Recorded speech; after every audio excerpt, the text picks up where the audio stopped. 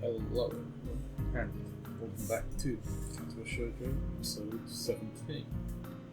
Let's continue, shall we? I'll take a slip of paper, these offering, and then make my leave as I can't think of anything else to say, or even really want to. Just don't want to trouble you, really. Don't think it was anything but scare, but next time could be different. I hear you. There's some way to get to the school building straight from the auxiliary building, but I'm not keen to find out and possibly get lost, so I go out from the exit that I know always works. I stop at the stairs of the auxiliary building, deliberating for a moment between going to the dorms to get my books and stuff and going straight to class. The sun stings me eyes, so I head towards the dorms. The halls are quiet as the courtyard was, naturally so since everyone is in class. I knock lightly at the door of 3-3 and push open the door when Muto calls from the other side. Sorry I'm late. 15 pairs of eyes turn to me. Good morning, Nakai. Muto seems to be somewhat confounded by my coming in late, as if I interrupted his flow or something. Judging from the rambling of his lectures, of his classes tend to be, that might be the case. I pass him the note the nurse gave me. Muto takes it and with a nod reads it quickly. He lifts his eyebrow, giving me some kind of stern look, but doesn't say anything, just nods solemnly again. I shrug as he gestures at me to run along, so I naturally do. The class goes on lazily. I think I'm starting to get into the rhythm of this school. I have even stopped worrying about taking notes and being overtly attentive. The first days I was pretty high-strung in class. Muto finishes his lecture about electricity early, but continues about a pause about the festival. So, as you know, the festival is on the day after tomorrow. Everyone's projects are going to be successful this year. Have a good time, but also come Sunday. Please keep the meaning of this festival in your mind. Games are fried food. Everyone bursts out in laughter, and so do I. Yes, thank you, Kayla. But what I meant was,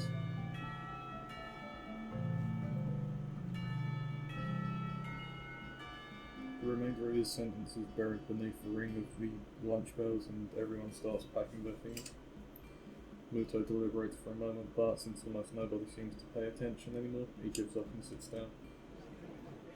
It's crowded in the hallway, or as crowded as always in the school probably get. Most of the students seem to be headed out for the cafeteria. Normally, I join the flow and grab lunch for myself, but today's different. Today I've been invited to lunch on the roof. An odd location, but that's where I was told to go.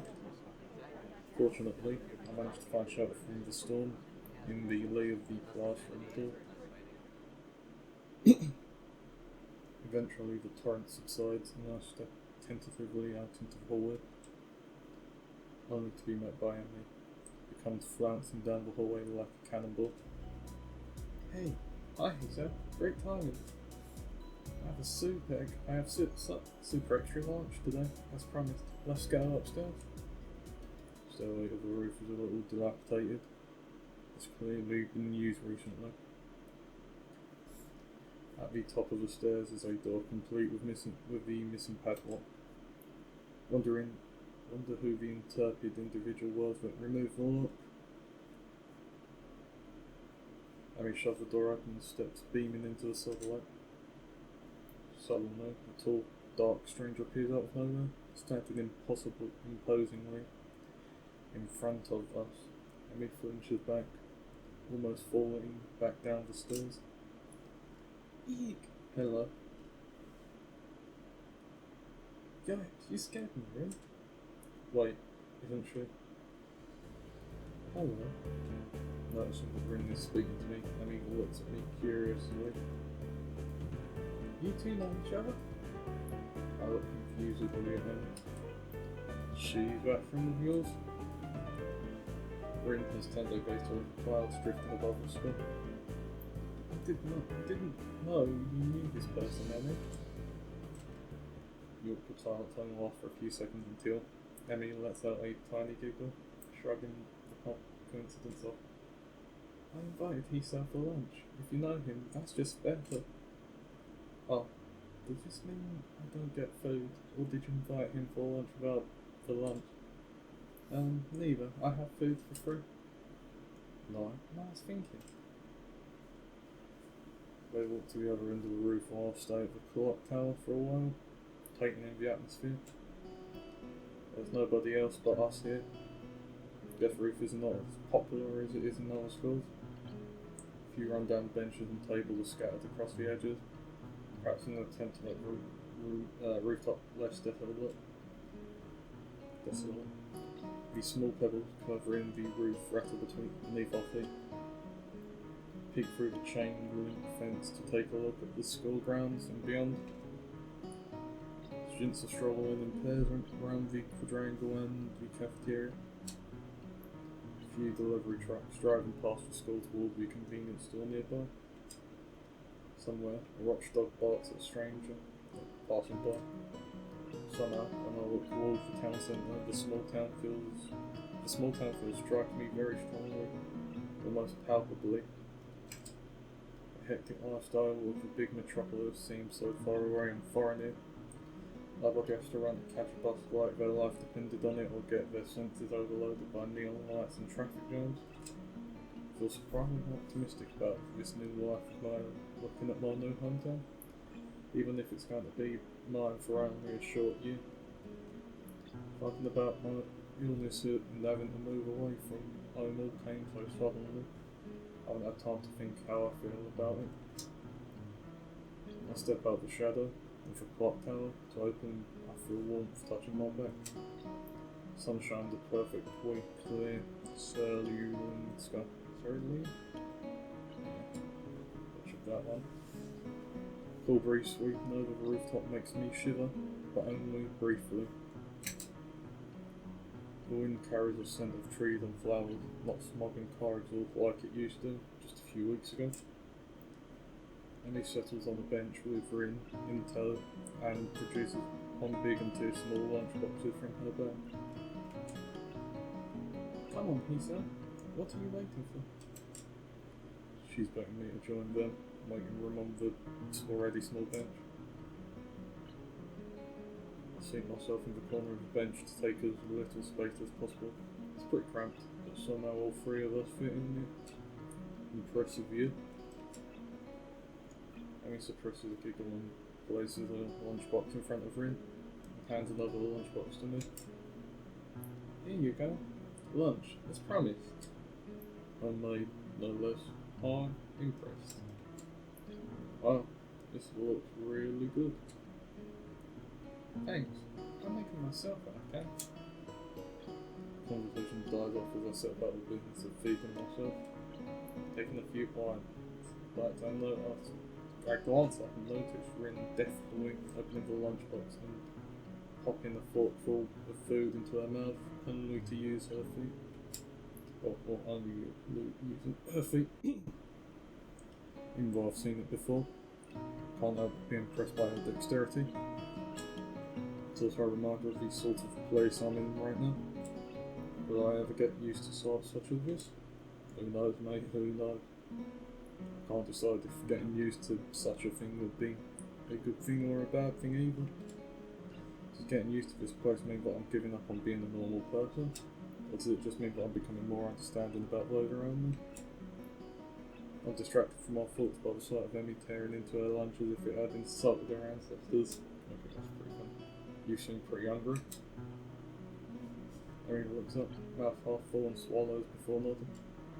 My morning run always works up an appetite, which is great because then I burn through lunch pretty quickly.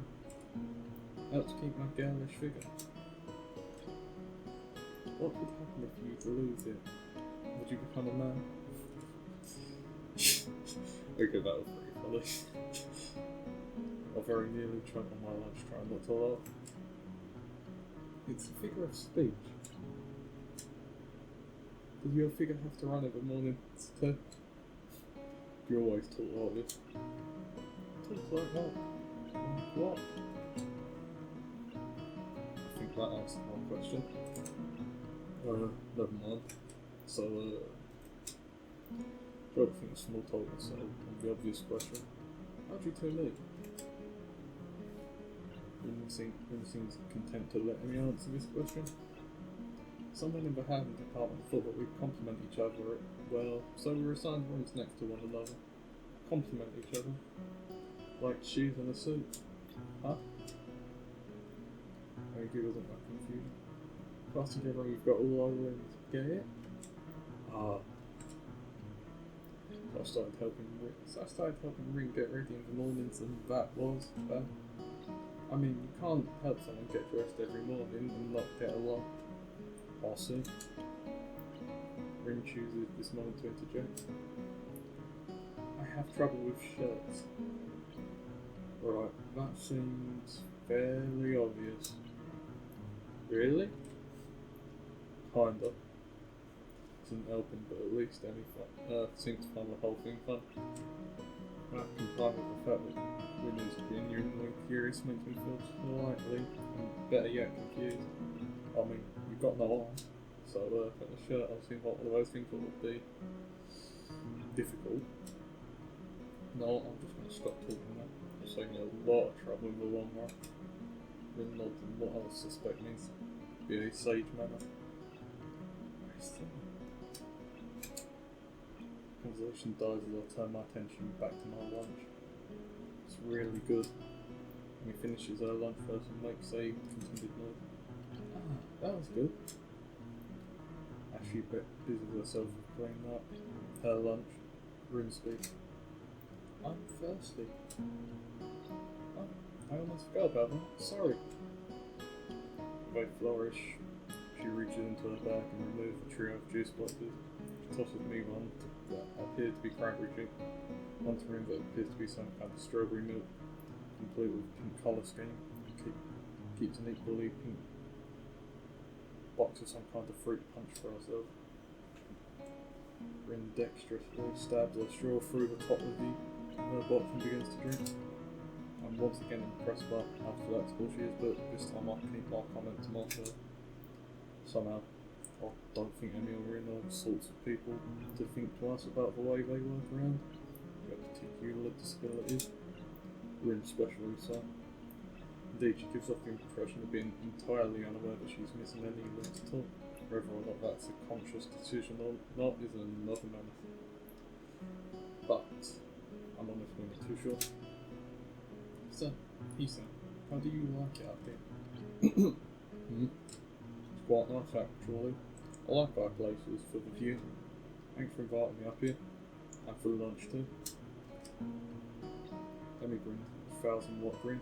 Pleased by my response, I suppose. No problem. Feel free to eat with us next time too, okay? I won't make you eat me lunch, but you can bring your own up here.